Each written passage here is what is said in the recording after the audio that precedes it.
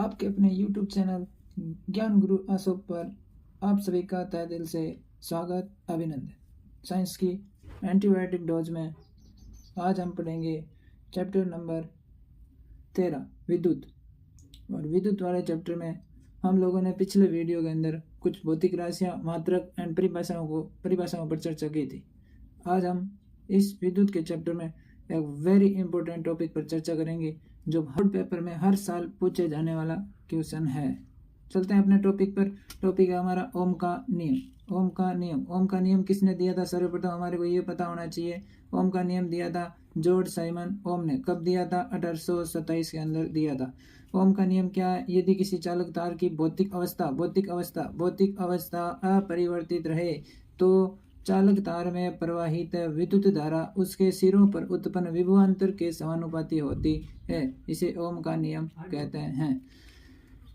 फिर से देख लीजिए क्या है। यदि किसी चालक तार की भौतिक अवस्था अपरिवर्तित रहे, भौतिक अवस्था का मतलब हो जाएगा ताप और दाब, ये दोनों अपरिवर्तित रहने चाहिए। भौतिक अवस्था अपरिवर्तित रहे, चालक तार में प्रवाहित विद्युत धारा उसके सिरों पर उत्पन्न विभवांतर के क्या होती है? समानुपाती होती है। विभवांतर के समानुपाती, विभवांतर को V से और धारा I होती है तो V समानुपाती क्या हो जाएगा? I।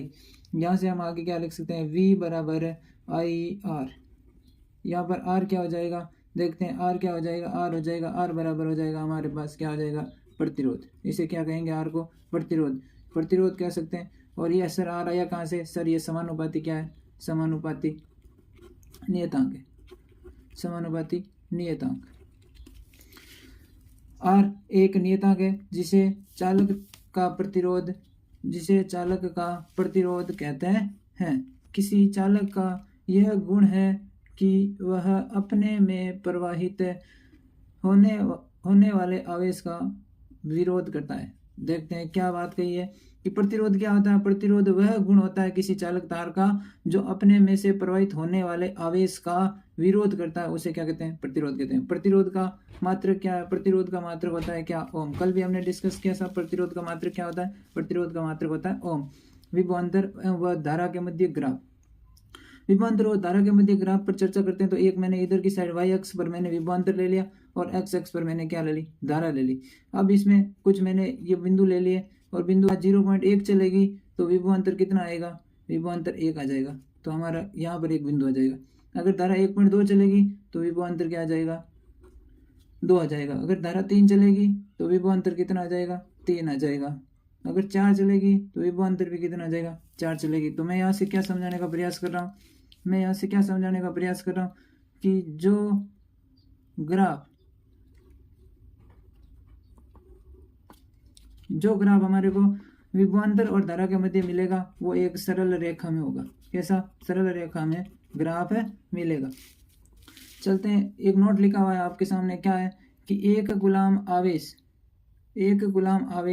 में इलेक्ट्रॉन की संख्या 6.25 गुणा 10 की पावर 18 होती है। एक गुलाम आवेश में इलेक्ट्रॉनों की संख्या कितनी होती है? 6.25, 6.25 इंटू 10 की पावर 18।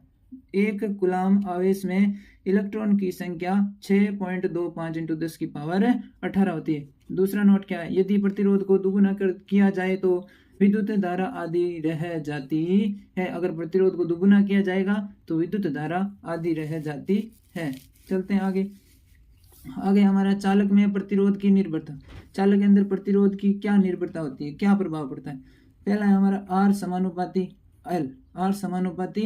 L को यहाँ से किससे प्रदर्शित करेंगे? L यहाँ पर क्या है? लंबाई। तो R समानुपाती लंबाई R प्रतिरोध लंबाई के समानुपाती, अर्थात किसी चालक का प्रतिरोध उसकी लंबाई के समानुपाती होता है। समानुपाती को हम अनुक्रमानुपाती भी कह सकते हैं।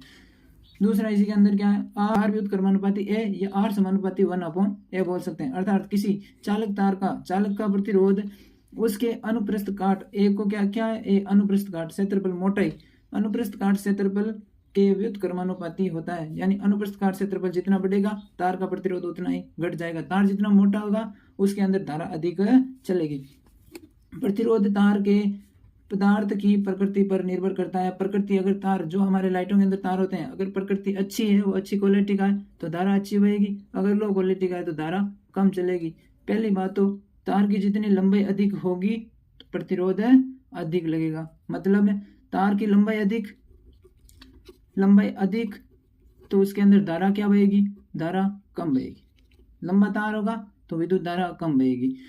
तार की मोटाई अधिक होगी तो विद्युत धारा भी क्या होगी, अधिक बहेगी। तार की मोटाई अधिक, विद्युत धारा भी अधिक। प्रतिरोध तार के पदार्थ की प्रकृति पर निर्भर करता है। तार के पदार्थ की प्रकृति जितनी अच्छी होगी उसमें धारा भी उतनी ही अच्छी चलेगी। चलते हैं आगे।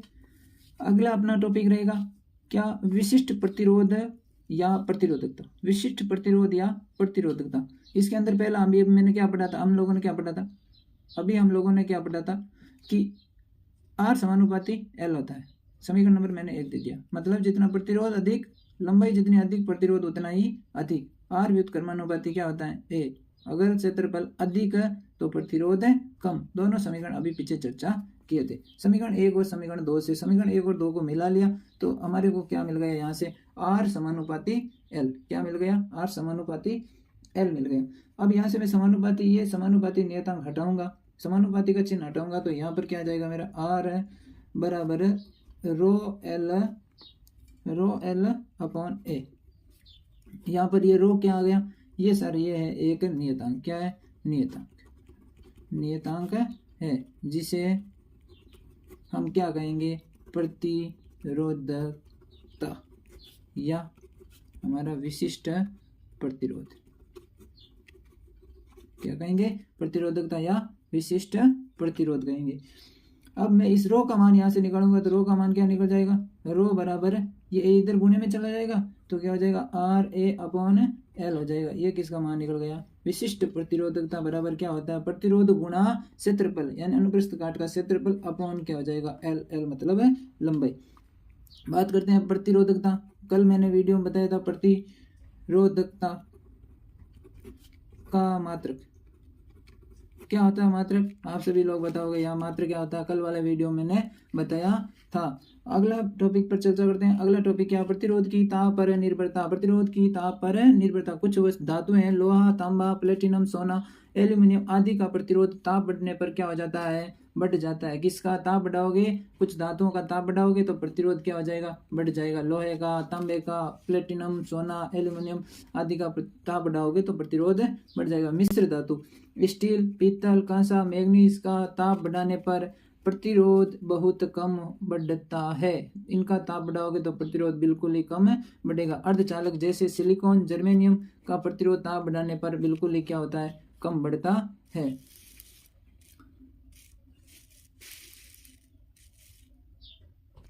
आगे मिश्र धातु, स्टील, तांबा, कांसा, मैग्नीज का ताप बढ़ाने पर प्रतिरोध बहुत कम बढ़ता है। अर्धचालक जैसे सिलिकॉन, जर्मेनियम का प्रतिरोध ताप बढ़ाने पर बहुत ही कम बढ़ता है, कम बढ़ता है। अतिचालक क्या होते हैं, कुछ धातुएं मरकरी का ताप बढ़ाने पर प्रतिरोध का मान क्या हो जाता है भाई, शून्य हो जाता है। वेरी इंपॉर्टेंट, ऐसी धातु जिसका ताप बढ़ाने पर प्रतिरोध का मान क्या हो जाएगा, शून्य हो जाएगा। मरकरी को किससे लिखते हैं, Hg से। मरकरी की और बात करें तो मरकरी एक द्रव्य धातु है। क्या है, द्रव्य धातु। बाकी सभी धातुएं कठोर होती है लेकिन मरकरी एक क्या है, द्रव्य धातु है। ऐसी धातु जो कमरे के ताप पर किस अवस्था में पाई जाती है, द्रव्य अवस्था में पाई जाती है, वो भी क्या है, मरकरी है। ध्यान रखने की बात है। नोट के अंदर क्या है, धातुओं की प्रतिरोधकता बहुत कम होती है। धातुओं की प्रतिरोधकता क्या होती है, कम होती है। जिसका परिसर कितना होता है, ध्यान रख लेना, वेरी इंपॉर्टेंट है, याद रख लेना भाई।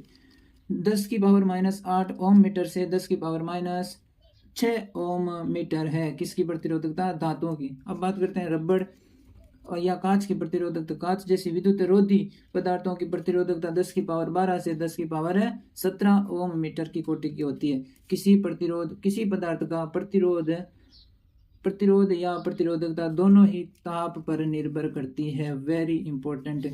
प्रतिरोध और प्रतिरोधकता में समान गुण कौन सा है, तो समान गुण कौन सा है, ताप है।